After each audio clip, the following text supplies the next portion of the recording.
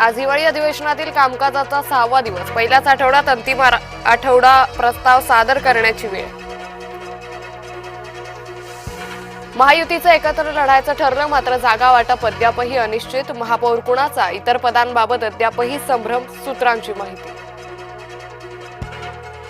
जिथं जिथं शक्य तिथं भाजपशी जुळवून घ्या, राष्ट्रवादीशी जुळवून घेतलंच पाहिजे असं नाही. एकनाथ शिंदेंच्या रात्रीच्या बैठकीत सूचना.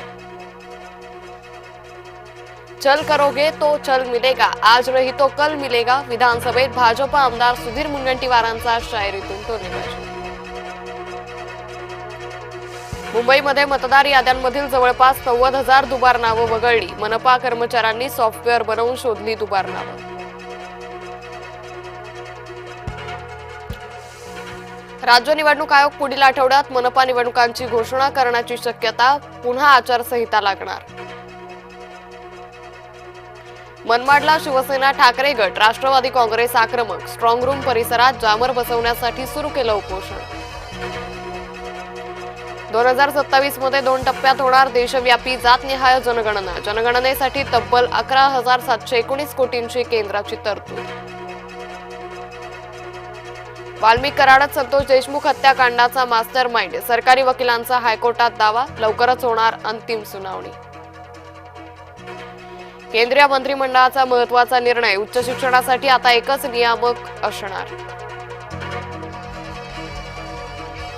गोवा नाईट क्लबचे मालक लुथरा बंधूंना पुढील आठवड्यात भारतात आणलं जाण्याची शक्यता. कायदेशीर औपचारिकता पूर्ण केल्यानंतर आणणार मायदेशी.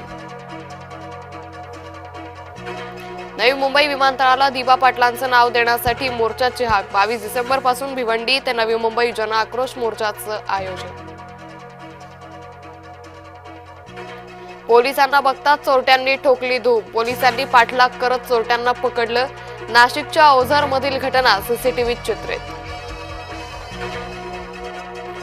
गोंदियाच्या देवरी तालुक्यात बिबट्याची दहशत. ग्रामस्थांमध्ये भीतीचं वातावरण.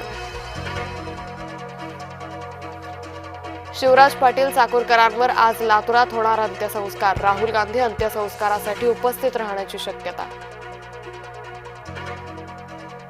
अर्जेंटिनाचा स्टार खेळाडू लिओनेल मेस्सी भारतात. फुटबॉलच्या पंढरीतून करणार दौऱ्याची सुरुवात. मेस्सीचं कोलकात्यात जोरदार स्वागत. U19 आशिया करंडक स्पर्धेच्या पहिल्याच सामन्यात युवा वैभव सूर्यवंशीचा दणका. अमिराती संघाविरोधात अवघ्या 95 चेंडूत कुठल्या 171 धावा. बागलाण तालुक्यातील कमळ तलाव बनलाय आकर्षणाचं केंद्र. तलाव विविध रंगाच्या कमळ फुलांनी बहरला.